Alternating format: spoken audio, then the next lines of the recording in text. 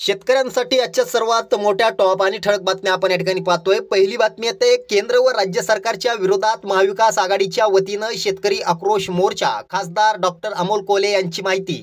पुढली मोठी बातमी येते, अतिवृष्टीग्रस्त शेतकऱ्यांना मदत निधीची प्रतीक्षा कायम। पुढली मोठी बातमी येते, अखेर शेवगाव तालुका दुष्काळी, शेतकऱ्यांना दिलासा।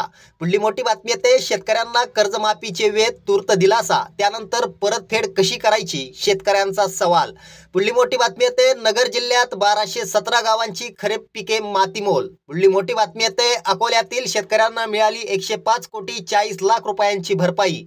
पुढली मोठी बातमी येते, कांद्यावरील निर्यात बंदी उठवा, चांगला दर द्या, लासलगाव बाजार समितीत लिलाव बंद, शेतकरी आक्रमक।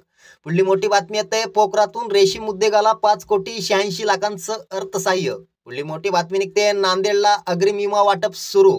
पुढली मोठी बातमी येते, पीक विम्यासाठी बीडमधून विक्रमी 17.5 लाख अर्ज। शेतकऱ्यांसाठी या होत्या सर्वात मोठ्या टॉप आणि ठळक बातम्या। व्हिडिओ आवडला तर नक्की शेअर करा।